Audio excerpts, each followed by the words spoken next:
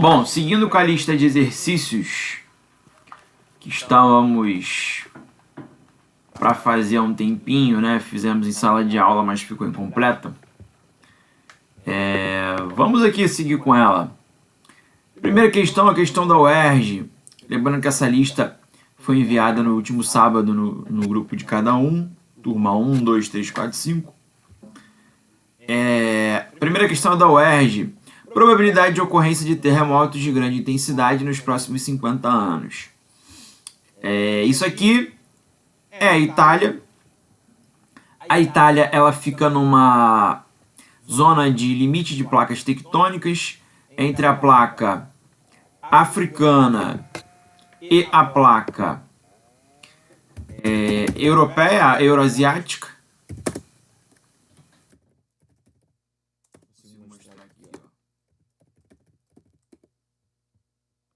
Parece aqui, parece.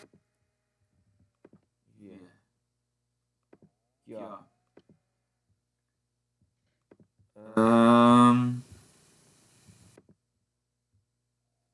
A Itália ela está bem no limite entre placas tectônicas, certo? Vem aqui a Itália, ó, entre a placa eurasiática, que é a placa onde está a Europa, a Ásia, e a placa tectônica, que é a placa africana. Regiões de placas tectônicas, de limites entre placas tectônicas, serão regiões onde existem abalos sísmicos, certo? Onde existem tectonismo, que é basicamente essa a pergunta da questão número 1, né? A questão número 1 fala sobre abalos sísmicos, sobre tectonismo, fala sobre terremoto. Equipes de resgate buscam por sobreviventes de um forte terremoto que foi registrado nesta madrugada no centro da Itália e provocou danos severos em algumas regiões e pelo menos 159 mortes. Beleza. O tremor foi de magnitude de 6,2 graus na escala Richter. Segundo a rede de televisão, o epicentro foi situado entre as cidades de Perugia e Rieti. Epicentro é onde é sentido o terremoto, pouco mais de 150 km a nordeste de Roma. Epicentro é onde você sente o impacto em cima da superfície da Terra, e hipocentro é o ponto no interior da Terra onde foi gerado, ou seja, onde teve a tensão lá no interior da Terra que gerou terremotos. A gente pode ver aqui nessa imagem, olha só, limites convergentes, colisão e subducção, formam montanhas, certo? Abaixo, limites transformantes, deslizamento e tensão. Esse aqui é o tipo de movimento que gera terremotos, que são movimentos de deslize entre placas tectônicas. As placas deslizam, nem se distanciam e nem convergem, nem entra uma na outra, né? Nem colidem.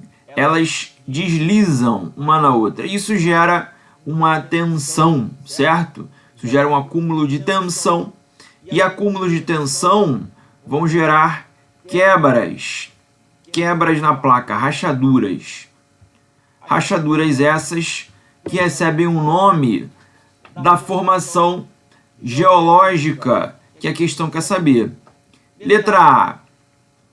Essa formação geológica aqui, esse estado em que a placa tectônica se torna por essa tensão do movimento transformante. O nome dessa forma é, letra A, falhas tectônicas, letra B, escudos cristalinos, letra C, bacias sedimentares, letra D, dobramentos antigos. Escudos cristalinos, bacias sedimentares e dobramentos antigos são formas de relevo de regiões estáveis tectonicamente.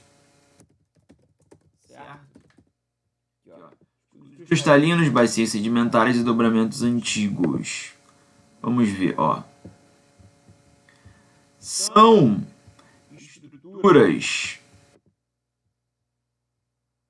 formas, né, estruturas de relevo de locais que já passaram por um processo de erosão, de intemperismo, né? São relevos aí que vocês podem ver que se formaram lá no período pré-cambriano. O Arquezoico e o Proterozoico são períodos dentro da era do pré-cambriano, há bilhões de anos atrás.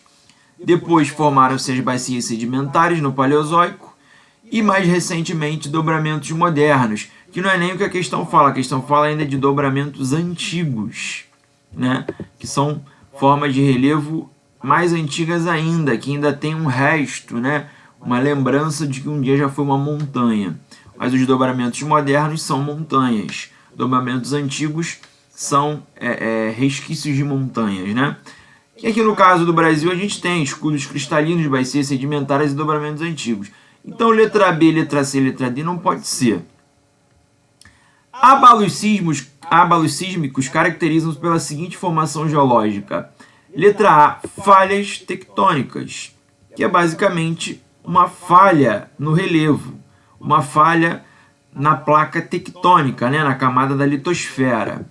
Vamos ver exemplos aqui de falhas geológicas.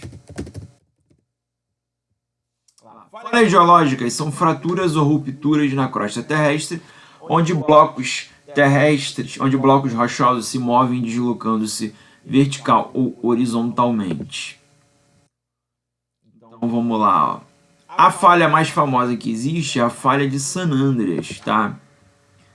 Que é basicamente essa imagem aqui, ó.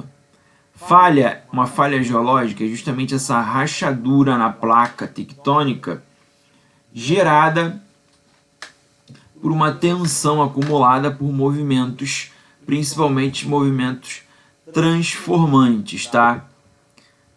Essa diferença de uma placa para outra gera uma falha, um buraco entre as duas placas tectônicas. E essa falha, ela gera terremotos, ok? Você pode ver aqui, ó, falha de San Andreas, limite transformante, atrito lateral. É a falha mais famosa que tem. Vamos botar aqui, falha de San Andreas.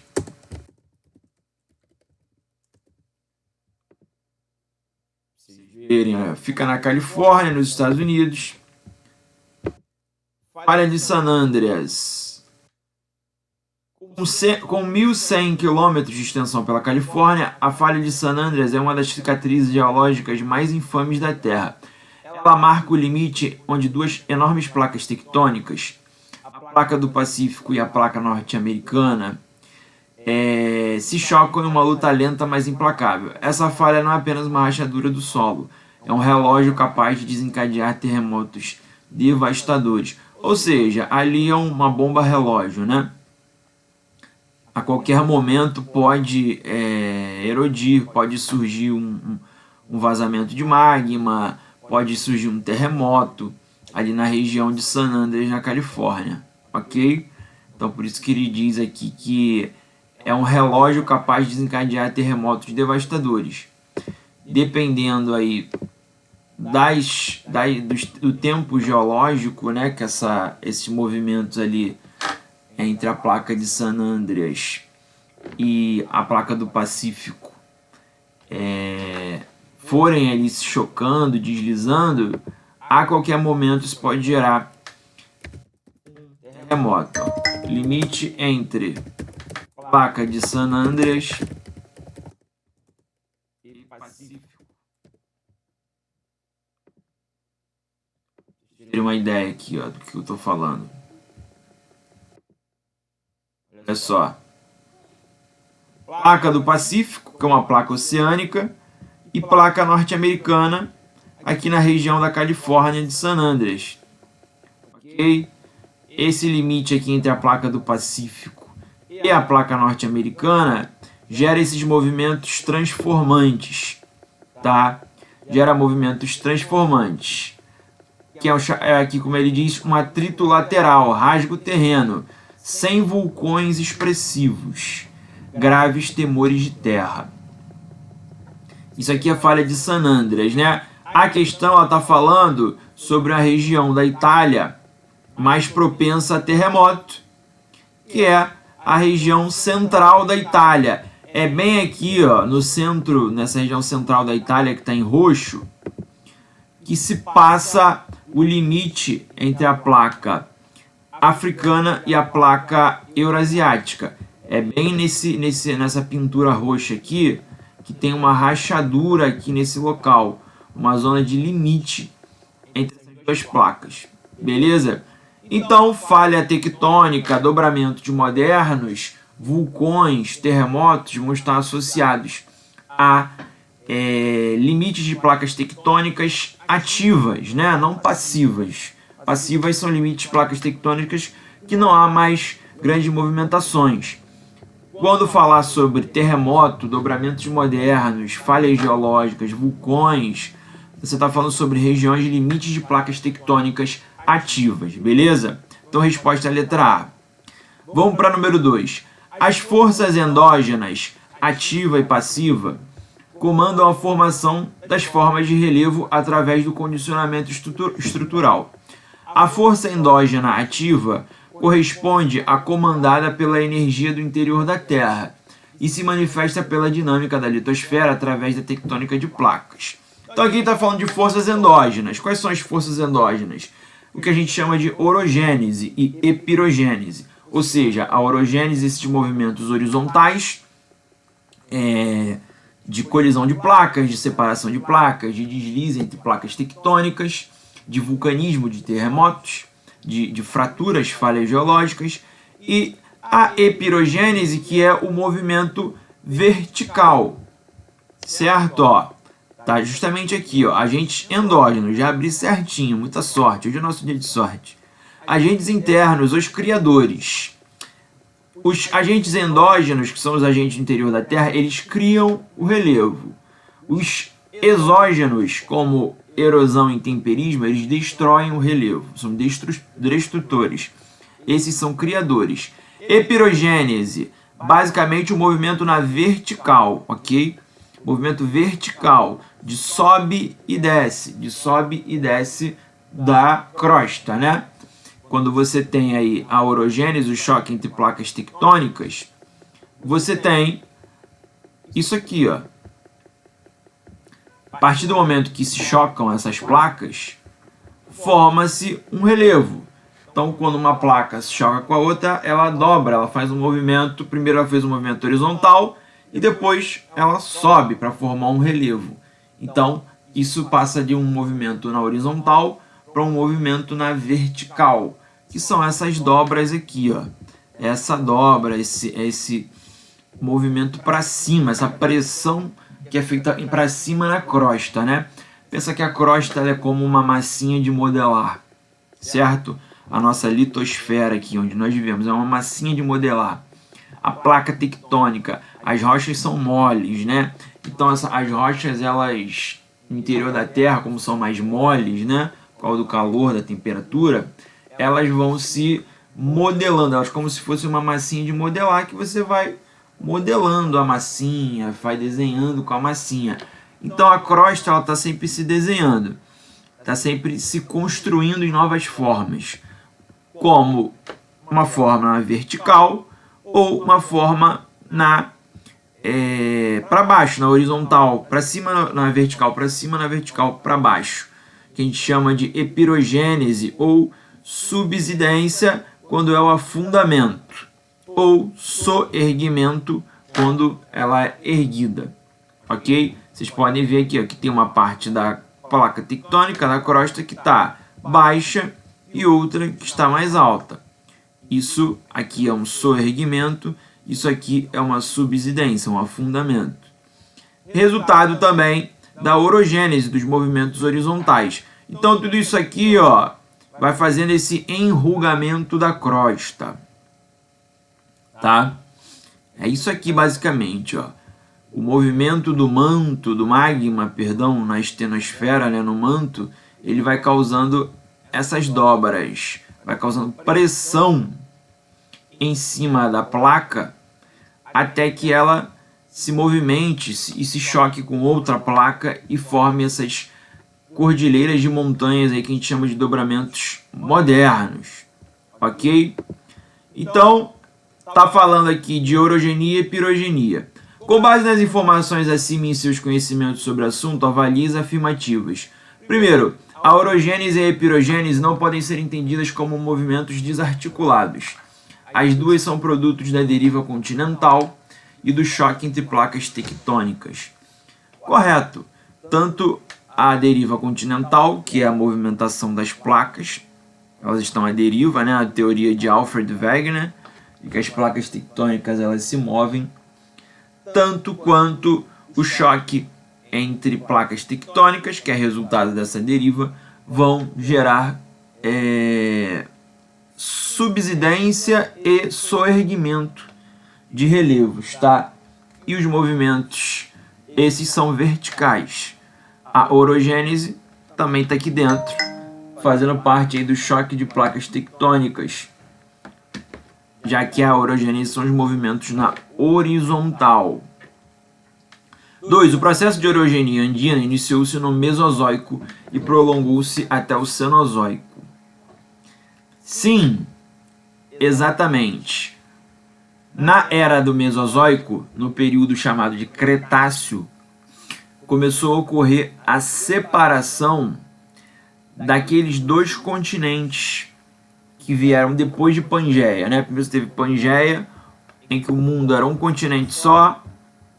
Depois, isso Pangeia é no Paleozoico, certo? No Permiano, né? No último período do Paleozoico, você teve a formação da Pangeia. E, aqui ó, vamos lá, era Paleozoica, união do supercontinente Pangeia.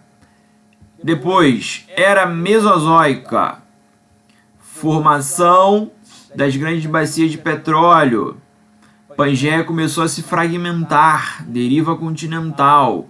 Ou seja, no Mesozoico, as placas tectônicas começaram a se soltar, a se desprender, né? Em Pangeia era um continente só, todos os continentes estavam ligados, certo? No final do Paleozoico, que eu falei, que é o Permiano, o último período da era Paleozoica. E depois veio a era Mesozoica, que a partir do Cretáceo houve a separação de Gondwana e de Laurásia, que veio pós-Pangeia, né? A separação de Gondwana e Laurásia é que gerou aí, por exemplo, a formação da Cordilheira dos Andes, a formação do Himalaia, dos Alpes Suíços. Beleza? Ó. Gondwana e Laurásia. Depois de Pangeia, o mundo se dividiu em dois. Ó, no Triássico, no período Triássico, que é um período dentro da era Mesozoica, no Triássico formou-se Laurásia e Gondwana. Depois, no Cretáceo, que já é a última era ali do Mesozoico, no Cretáceo, esses continentes, Laurásia e Gondwana, começaram a se soltar. Ó. Em Laurásia e Gondwana, ainda América do Sul e África estavam colados. Ó. A partir do Cretáceo, formou-se o mundo como ele é hoje, cada um no seu quadrado, tá? O mundo moderno. Vê se a gente acha aqui, ó. Cretáceo, que é uma era dentro do Mesozoico, a última. Aqui, ó. Tá vendo? Triássico, quando formou-se Laurásia e Gondwana.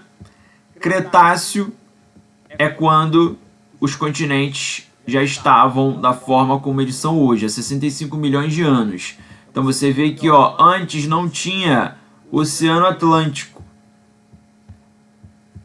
Antes não tinha Oceano Atlântico. Foi a separação da África com a América que surgiu isso aqui, ó, lá no Cretáceo, a chamada dorsal mesoatlântica, que nada mais é que a formação da placa oceânica que a gente conhece como Oceano Atlântico. Antes estava ocupada por terras, beleza? Então guardem isso aí, ó, no coração de vocês. No Permiano, que é o último período da era Paleozoica, você teve ali Pangeia, um mundo e um continente só. Depois, entrando no Mesozoico, no Triássico, você teve a formação de Laurásia e Gondwana. Beleza? E aí, no Cretáceo, já no final da era Mesozoica, início do Mesozoico, final do Mesozoico. Já o mundo como ele é hoje, cada um no seu quadrado, sem nada de ficar agarradinho de placa tectônica dormindo de conchinha. Olha só, abriu vários oceanos que antes não se tinham. E esse movimento aqui gerou choque de placas tectônicas, né? Você vê que a América ela se deslocou para cá e ela se chocou aqui com a placa de Nazca no Pacífico, com placas oceânicas, né? Surgiram placas oceânicas e que as continentais passaram a se chocar com elas e formar cordilheiras. Ou continental com continental, como é o caso do Himalaia, aqui na Ásia, que é resultado do choque da placa indiana, que antes ficava aqui, ó. A placa indiana, ela anteriormente, só a título de curiosidade, a placa indiana antigamente era essa aqui, ó. A placa indiana, a Índia, ela estava próxima à África, né? Aqui a África e a América, Gondwana. Ela foi derivando, teoria da deriva continental, ela foi navegando a deriva até chegar aqui, ó, onde é a Índia hoje, que é essa pontinha aqui agora. Então aqui a Índia se chocou com a placa eurasiática, formando a cordilheira do Himalaia. Tá bom? Então a número 2 está correto. Quantos minutos já temos aqui? Tentando não demorar muito, 22. 3. O processo de orogenia andina iniciou-se... Perdão. 3. O vulcanismo tem suas causas ligadas à tectônica de placas e apresenta atividades mais intensas ao longo das dorsais mesoceânicas e nas cadeias orogênicas. Ao longo dorsais mesoceânicas, áreas de dorsais mesoceânicas e de cadeias orogênicas vão ser áreas de tectonismo, né? Áreas de bordas ativas de placas tectônicas. Então, esse tectonismo gera em algum outro lugar da placa o vazamento do magma, né? Gera o vulcão. Então, sim, vulcão é resultado de movimentos orogenéticos. Aqui, ó, tá vendo? Quando houve a formação do Himalaia, quando houve aqui a formação do Himalaia, ó, limites convergentes, colisão e subducção. Quando houve aqui o choque entre as placas tectônicas, ó, movimento convergente, ele gera também vulcões. Por quê? Porque esse tipo de pressão gera um extravasamento do magma, né? Gera quebras, falhas nas placas, né? E quando a placa quebra, vaza o magma que está embaixo, que está aqui no interior da Terra. O magma vem e vaza, formando um vulcão. Então aqui todas estão corretas. 1, 2 e 3 estão corretas. Texto para as próximas duas questões. Vamos seguir em frente. Eu não vou ler o texto. 3. A quarta estrofe da canção faz alusão ao processo tectônico denominado quarta estrofe. Vamos lá. 1, 2, 3, 4.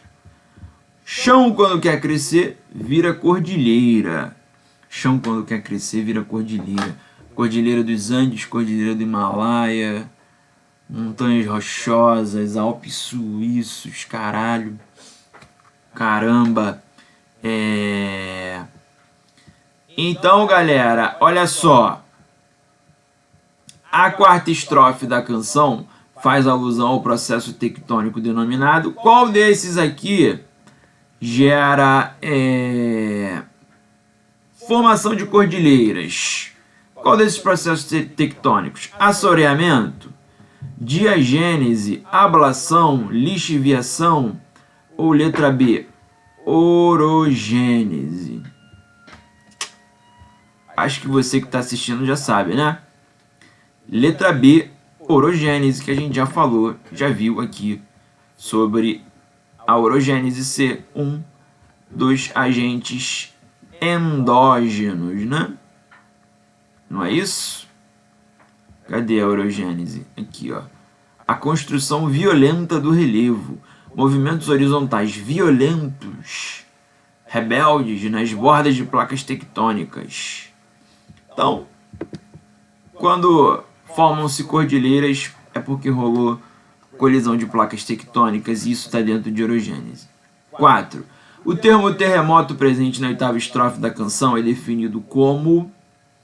Letra A. Liberação de energia na crosta produzida pelo atrito entre placas tectônicas identificadas em margens continentais passivas. Se rola atrito entre placas tectônicas, não podem ser margens continentais passivas. Efusão de material magmático na crosta, ejetado de conduto cilíndrico identificado em faixa de estabilidade tectônica. Faixa de estabilidade tectônica não tem nem essa efusão de material magmático ejetado. Vulcão, estabilidade tectônica, duas coisas que não combinam. Acumulação de tensões na crosta derivadas do desgaste mecânico de rochas sob a ação de forças exógenas. Talvez, mas não é. Desgaste mecânico de rochas, isso é intemperismo. Desgaste mecânico de rochas é agente exógeno. É aquilo que destrói água, vento, água do mar, oceano, chuva, beleza? Bactérias, raízes de plantas, tudo isso destrói, desgasta de forma mecânica as rochas. A orogênese, ela não desgasta rochas, ela constrói rochas, certo? Desgastar, erodir, sedimentar, decompor, apodrecer, desagregar, tudo isso que é relacionado a destruir são agentes exógenos, de fora da Terra. Intemperismo e erosão. Vulcanismo, terremoto, nós estamos falando de agentes endógenos, tá? Então não pode ser a letra C. Letra D. Propagação de ondas mecânicas na crosta derivadas da ruptura de rochas submetidas a esforços tectônicos. Será? Letra E. Geração de vibrações sísmicas na crosta produzidas pelo mergulho de placa continental sobre a placa oceânica ao longo do plano de subducção. Não.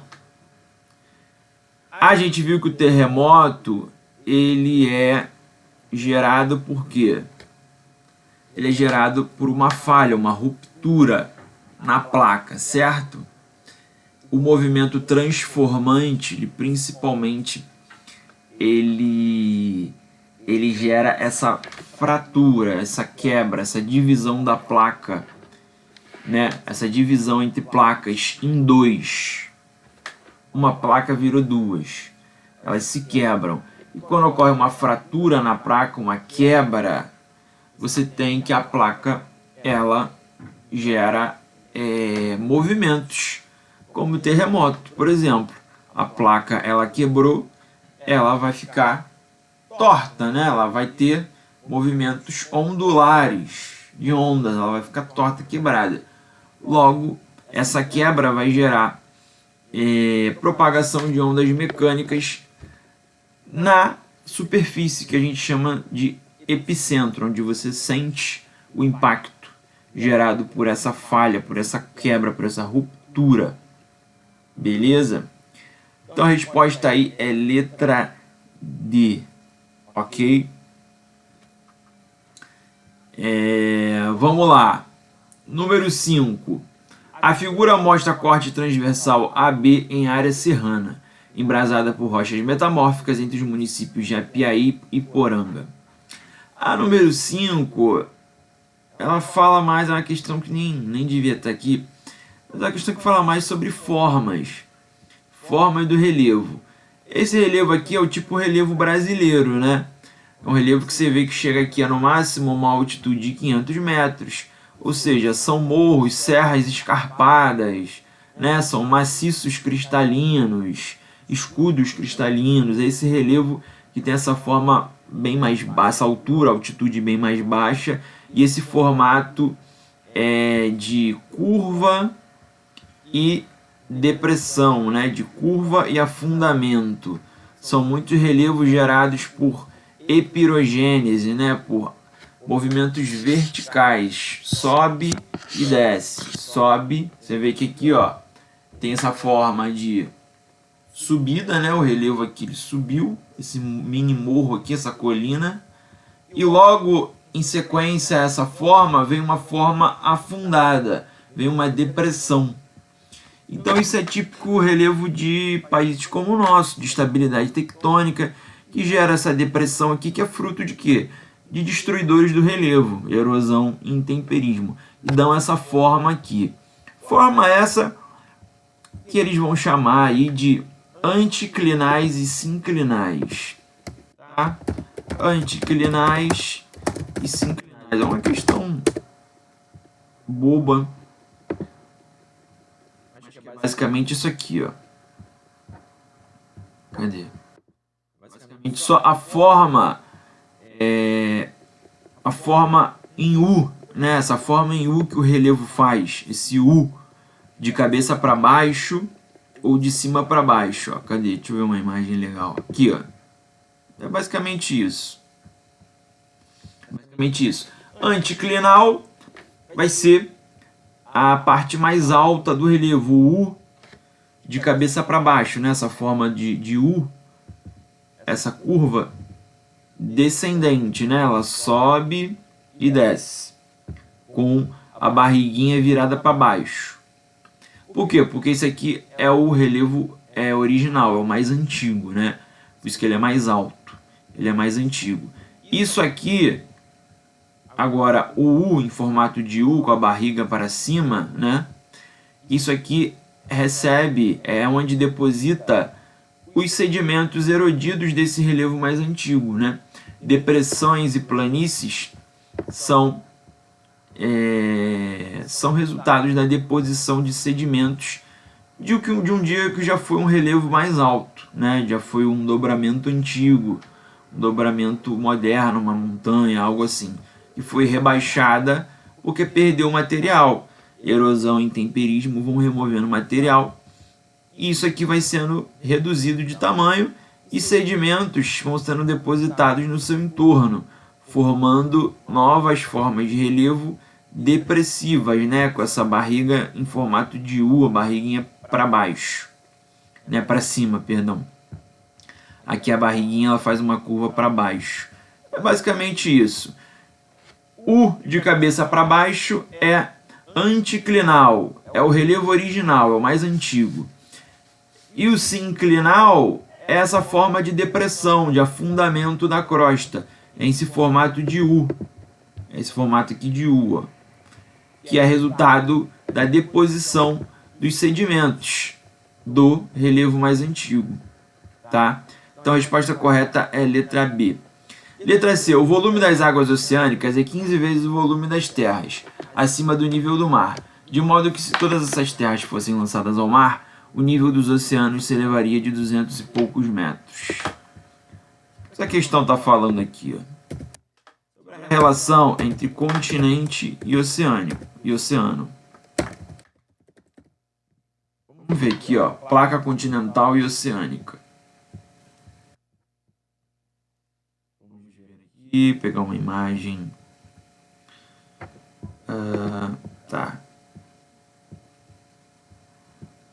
A placa continental, galera, vocês podem ver aqui, ó, pela formação do relevo, esse relevo aqui, isso aqui é continente, isso aqui é oceano. A placa continental, ela é mais alta do que a placa oceânica, tá? Por isso que a gente não é engolido pela água do mar, pelo oceano, porque normalmente a água ela está a um nível abaixo, o oceano está a um nível abaixo, tem que estar, né, um nível abaixo da litosfera, da crosta continental, senão a água invade. O que essa questão aí vai falar é sobre uma moça, né, uma menina, que ela diz assim: se o processo erosivo, né, se a erosão, o intemperismo, eles removem rochas, removem material dos relevos do continente, vai chegar um dia em que a água do oceano ela vai invadir a Terra, porque aí se vai erodir e remover material da placa continental, vai chegar um ponto em que a placa continental vai estar na mesma altura que a placa oceânica. E aí a água do mar vai invadir tudo e vai matar a gente. Basicamente isso que essa mina quis dizer, ó. Para mim, o que vai acontecer? A erosão, com sua mania de desmontar as terras altas para ir aterrando o fundo dos mares, acabará nivelando tudo que é terra. Então, adeus humanidade. Está querendo dizer que vai nivelar as duas placas, né? Por exemplo, no oceano, quando você está na praia e entra na água, você meio que você está descendo, né? Parece que você está descendo uma ladeira. Tanto que a água ela vai ficando cada vez mais batendo mais alto até chegar aqui no seu pescoço ou até cobrir você inteiro. Porque você está descendo. Você estava ali na praia, você entrou no oceano e você foi descendo para a fossa abissal, né?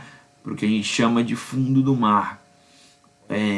E a placa oceânica, por estar mais baixo do que a continental, por isso você meio que desceu um nível. Você está entrando cada vez mais fundo no oceano. Você está descendo uma ladeira. Tanto que no início você sente a areia, né, no seu pé, o banco de areia. Daqui a pouco, se você for mais fundo, você não sente mais nada. Sumiu. Por quê? Porque a placa oceânica ela vai ficando cada vez mais a fundo, né, cada vez mais baixa. Então você já não sente mais nada aonde encostar o pé. Só que a pergunta é: o conhecimento geológico permite afirmar que a hipótese levantada por Narizinho é: letra A, coerente, pois ao longo da era cenozoica o planeta Terra esteve totalmente coberto pelos oceanos. Era cenozoica é justamente a era da formação de dobramentos modernos, de construção de relevo, ou seja, não é de destruição do relevo, como ela pensa, né? Que vai destruir a crosta continental, a erosão e o intemperismo, e a gente vai chegar no mesmo nível de altura que o oceano. Improvável, pois ao mesmo tempo em que ocorre a ação dos agentes exógenos, que de certa forma destroem o relevo, há a contrapartida dos agentes endógenos construtores do relevo. Resposta correta, letra B. Por quê? Porque ela está levando em consideração que a crosta continental ela é passiva, né? Ela é inativa, ela só sofre com os seus agentes destrutores, erosão e intemperismo. Ela está esquecendo do que? Dos agentes endógenos, da orogênese e da epirogênese. Ela está se esquecendo de que também há a construção do relevo. Assim como o relevo ele perde material, né? Como a terra, a crosta, a placa continental, a crosta continental, ela perde sedimentos, né? Ela perde material rochoso pela erosão e intemperismo, ela também constrói, ela se constrói, né? Os movimentos tectônicos, eles estão sempre aí construindo novas camadas de solo, novas camadas de montanhas, de morros. Então a Terra, é improvável que a Terra somente inteira seja coberta, que haja um rebaixamento inteiro da Terra, das placas continentais, ao ponto do oceano invadir, né? Do oceano ficar acima e tomar tudo, ser tudo tomado por água. Então a resposta correta é a letra B. Número 7. O terremoto de 8,8 na escala Richter, que atingiu a costa oeste do Chile em fevereiro, provocou mudanças significativas no mapa da região. Segundo uma análise preliminar, toda a cidade de Concepción se deslocou pelo menos 3 metros para o oeste, enquanto Santiago, mais próxima do local do evento, deslocou-se quase 30 centímetros para o oeste. Ou seja, isso significa que houve um movimento de placa tectônica aí. Houve um movimento de placa tectônica. Se as cidades Chile e Concepción elas se moveram, é porque elas que estão em cima da placa sul-americana, a placa sul-americana se moveu primeiro e elas acompanharam. Chile, Concepción, em cima da placa sul-americana. A placa sul-americana fez um movimento que o que está em cima se deslocou junto. Então a placa onde elas estão em cima se movimentou.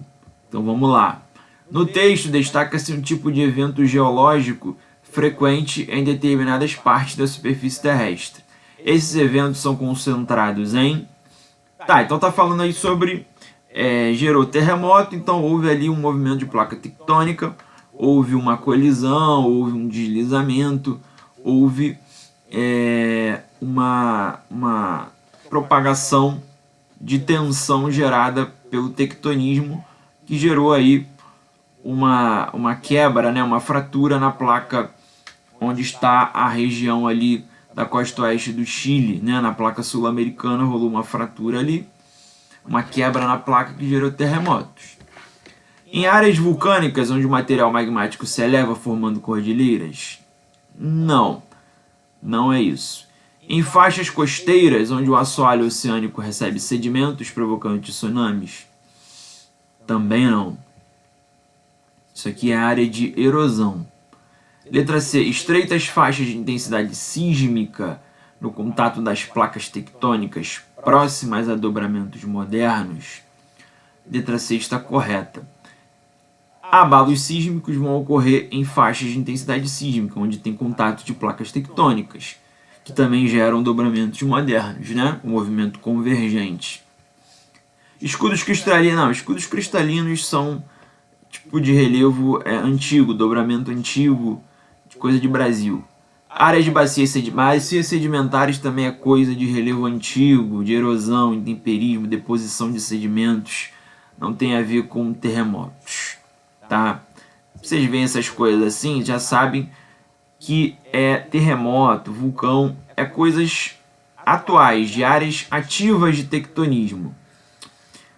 Bacia sedimentar, escudo cristalino, dobramentos antigos, são de locais onde a atividade, o impacto tectônico, né? Não é que não tem tectonismo. No Brasil a gente sente terremoto, mas é muito fraco, é muito baixo, né? A gente sente a colisão de placas, mas é baixo quem está no centro da placa tectônica. Isso acontece nas bordas, né? Nos limites das placas tectônicas, bem na lateral, na borda da placa. O Brasil está no centro, então a gente não sente, não tem esses impactos a ponto de construir relevo. Número 8. A destruição, o transporte e a deposição de pequenos fragmentos rochosos dependem da direção e intensidade. Legal isso. E intensidade com que este agente atua na superfície terrestre, sobretudo em regiões áridas e semiáridas. Destruição, transporte, deposição. Vai estar falando de agentes exógenos ou de agentes endógenos? Responde aí na sua casa, por favor. A modelagem do relevo apresentado relaciona-se ao processo de erosão. Opa, então já respondeu sua pergunta.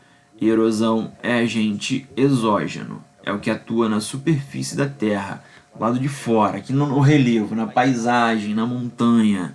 É coisa de água, de vento, de chuva, de gelo, de oceano batendo, dando porrada no relevo ali, no litoral, e vai erodindo, esse impacto mecânico vai destruindo o relevo. Tá? Só que aqui ele fala o quê? Que é uma região árida e semiárida. Vai ter glacial numa região árida, semiárida? Não. Fluvial, rios, de água de rio, impacto de água de rio? Não. Pluvial, água de chuva? Não. Local árido, semiárido, marinha, oceano? Também não. Então, sobra a letra C, que é eólica. Em locais muito secos, tá? Em locais muito secos, o vento, ele quando se choca com o relevo, ele causa remoção das rochas, remoção do material, dos minerais, né? Dos minerais que compõem as rochas daquele relevo. Ok? Número 9. De repente, houve-se uma explosão, espanto. Num instante, todos estão na rua. Espetáculo alucinante. O topo do Vesúvio havia se partido em dois. Vamos ver o que é o Vesúvio.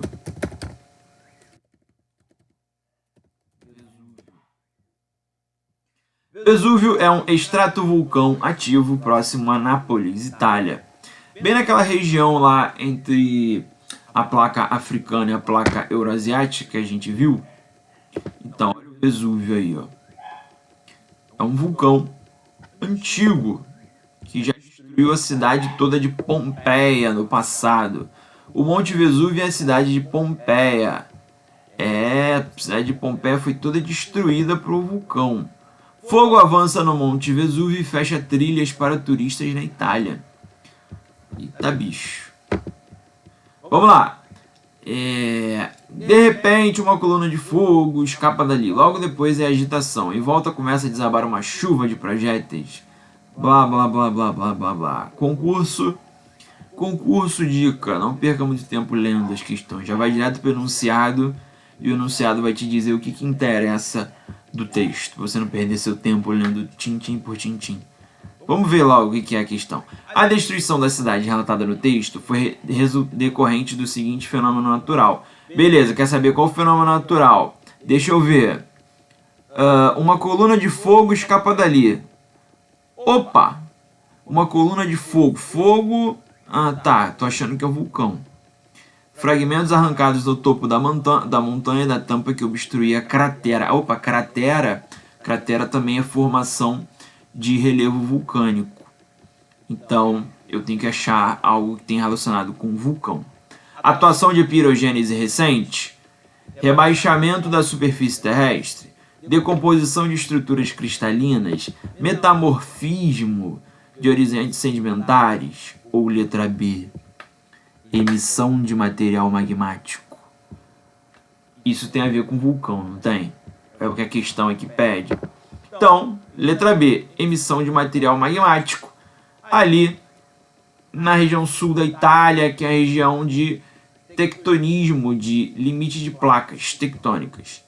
Número 10. As rochas são desagregadas e decompostas. Os materiais resultantes de sua ação, tais como seixos, cascalhos, areias, siltos e argilos. Ou seja, já me falou aqui, ó, tipos de materiais sedimentares, né? Sedimentos, que são retirados do relevo, do escudo cristalino, do planalto, do morro, e é depositado em áreas mais baixas. Quem faz isso? Quem é que remove? Quem é que destrói relevo? Erosão e intemperismo. O texto refere-se à modelagem do relevo pelos processos naturais de... Letra A, magmatismo e fusão? Não, endógeno. Vulcanismo e erupção? Endógeno. Tectonismo e subducção? Endógeno. Metamorfismo e recristalização? Endógeno. Opa! Letra C, intemperismo e erosão. É a única que é diferente de todas as outras. E fala sobre desagregamento, decomposição, destruição, deposição. Palavras-chave para vocês saberem que está falando sobre agentes exógenos, intemperismo e erosão. Anota essas palavras aí, ó. Desagregamento, decomposição e deposição. Depositar sedimentos. Isso é coisa que a erosão faz. A erosão ela é o transporte de sedimentos. 11. De acordo com a teoria da tectônica de placas, admite-se que a litosfera é constituída por placas que se movimentam, provocando uma intensa atividade geológica que resulta, entre outros efeitos, em terremotos e vulcões, principalmente nos limites das placas. Muito bem, teoria da tectônica de placas, legal. Sobre as placas tectônicas, leia as seguintes afirmativas e coloque V para as verdadeiras e F para as falsas. Vamos lá. Os movimentos das placas são devidos às correntes de convecção que ocorrem na astenosfera, camada do manto logo abaixo da litosfera, o manto superior. As correntes de convecção são causadas pelo movimento ascendente dos materiais mais quentes do manto, magma em direção à litosfera, que ao chegar à base da litosfera tende a se movimentar lateralmente e perder calor por causa da resistência desta, depois descer novamente, dando lugar a mais material aquecido. Número 1 está certo. Anota isso aí no caderno de vocês, que é importante. Número 2. No meio dos oceanos Atlântico, Pacífico e Índico, existem cordilheiras que chegam até 4.000 metros acima do assoalho oceânico, chamadas de cordilheiras mesoceânicas. Mesoatlântica é a cordilheira que está no fundo do Oceano Atlântico, resultado da separação entre América do Sul, placa sul-americana, e placa africana. Movimentos divergentes gera extravasamento de magma. Magma no fundo do oceano se solidifica muito rápido por causa da temperatura baixa do oceano, frio. Se solidifica na hora e forma muitas montanhas, muitos relevos que existem no interior do oceano, lá onde o Bob Esponja mora, nas fossas abissais. Estas cordilheiras se originam do afastamento das placas. Não. Cordilheiras não se originam. Ah, tá, perdão. Desculpa. São cordilheiras... as do oceano, acabei de falar. Sim, perdão. Tô pensando em cordilheiras dos Andes, Himalaia. Andes e Himalaia, as que são na crosta continental, são frutos de colisão, de choque de placas tectônicas. Essas no meio do oceano são justamente do afastamento de placas tectônicas. Perdão. Nas chamadas zonas de divergência. São locais onde as correntes de convecção atuam em direções contrárias, originando rupturas no assoalho oceânico, pelas quais é expelido o magma da astenosfera. Dessa forma, ao esfriar o magma, causa a renovação do assoalho oceânico. Perfeito. Outro tipo de movimento de placas tectônicas acontece nas chamadas zonas de convergência, onde as placas se movimentam em direção contrária uma da outra. Não. Já achei o erro aqui. Ó. Zona de convergência, as placas elas vão na mesma direção, não em direção contrária, elas vão na mesma direção, ok? Nesse caso pode acontecer de uma placa afundar por sobre a outra nas zonas de divergência. Não. Uma placa afunda sobre a outra nas zonas de convergência.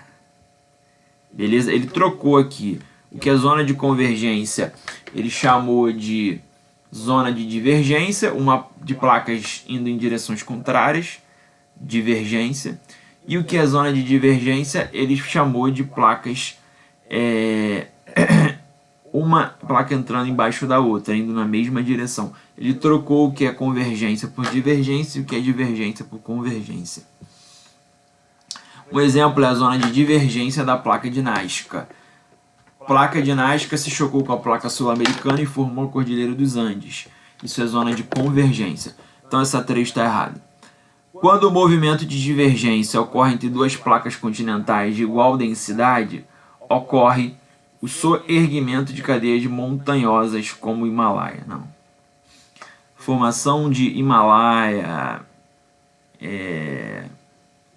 Andes, Alpes suíços, europeus, italianos, franceses, montanhas rochosas nos Estados Unidos, são exemplos de zonas de convergência de placas tectônicas. E no caso da Himalaia, é resultado do choque entre a placa euroasiática e a placa indiana, que não se chama indiana, se chama indo-australiana. Mas indo de indiana você já pega. Então aqui só está correto, ó. Aqui o certo é verdadeiro, número 1 verdadeiro, número 2 verdadeiro, número 3 falso, número 4 falso. Então a resposta tem que ser verdadeiro, verdadeiro, falso, falso. Vamos ver se tem. Letra C, verdadeiro, verdadeiro, falso e falso. Vamos conferir lá no gabarito, porque eu nem olhei. Número 11, vamos ver se é a letra C. Cadê? Aqui, cadê? Ah, tá certo. Número 11, letra C. Ok? 12, última questão. As variações de temperatura ao longo dos dias e noites nas diferentes estações do ano causam expansão e contração térmica dos materiais rochosos. Ah, já sei que tá falando de intemperismo. Se tá falando sobre alteração em rocha, tá falando sobre intemperismo. Tá? Alteração, expansão, mudança na forma, no tamanho, na química da rocha é intemperismo. A erosão ela vai fazer o transporte dos sedimentos deixados pelo intemperismo. Tá? Além disso, os minerais com dilatação térmica comportam-se de forma diferenciada, as variações de temperatura. Esse é o tipo de intemperismo físico de locais que você tem muita diferença de temperatura. Por exemplo, de dia faz 40 graus, à noite faz 5 graus. Coisa que acontece em desertos, por exemplo, em áreas desérticas, que de dia é muito quente e à noite faz temperatura às vezes negativa, né? Então vamos lá. Fragmentação transformando a rocha inalterada em material descontínuo e friável. Constitui o processo de, letra A, intemperismo físico? Sim, intemperismo físico. Desagregação por diferença de temperatura, tá? A rocha está muito quente de dia e à noite ela esfria demais porque a temperatura cai. Deserto é assim, ó. Quer ver a temperatura agora no deserto, no deserto por aí? Vamos ver qual é a temperatura no deserto do Saara agora. Temperatura. Agora, qual é a temperatura agora no deserto do Saara? Vamos lá. Agora, eu quero agora. Cadê? Ah, 5 graus. Ah, galera, tá 5 graus. Ou é pra sexta-feira? Ah, não, perdão. Burro, né? Desculpa. Existe um negócio chamado fuso horário, né? Lá no deserto do Saara já são 2h23 da manhã. Já é sexta-feira, porque eu tô pensando com a cabeça daqui, eu tô pensando, é previsão do tempo para amanhã? Não, é porque no Saara já estão... Existe um negócio chamado fuso horário, né? O Saara, ele tá a leste do planeta, então ele tá à frente do tempo. Legal, olha que legal, no deserto do Saara agora tá 5 graus. 5 graus, ok? Para vocês verem como o deserto, na verdade, não é só um local quente. Deserto é um local com ausência de superfície líquida. Ausência de superfície líquida. E onde tem ausência de superfície líquida, você tem um fator climático chamado continentalidade, que esquenta muito rápido, esfria muito rápido. Você não tem água e vegetação para controlar a mudança de temperatura do dia para a noite, né? Igual aqui, de dia hoje estava o quê? 20 e poucos graus, agora à noite já vai ficar 19, já vai ter uma queda de temperatura. Locais sem presença de mares, oceanos, lagos, rios, vegetação, como é um deserto, você vai ter diferença de temperatura muito grande. Isso gera um intemperismo físico, beleza? Então, número 12, resposta é a letra A. Vamos ver se está certo? Aí, ó, aí, ó, aí, ó. Nem olhei a resposta, tá? Para não dizer que eu tô roubando. O intemperismo físico é a desagregação das rochas pela variação da temperatura, dilatação e contração. Predomina nas regiões áridas, desertos como o Saara e da Namíbia. Respeita. Brincadeira. Também tem o deserto de Gobi, na China. Também o deserto de Gobi é um deserto bem frio. Está atrás do Himalaia. Então é seco. Lembre-se, deserto não tem a ver com quente, tá? Deserto é um local quente. Deserto é um local com ausência de água, de superfície líquida. Fica muito quente de dia por causa disso, mas também fica muito frio à noite. Não é só calor. Às vezes faz temperatura negativa no deserto. É surreal. Beleza? Então é isso. Tchau, tchau. Vou postar o vídeo aí no YouTube. Valeu. Qualquer dúvida, só me chamar.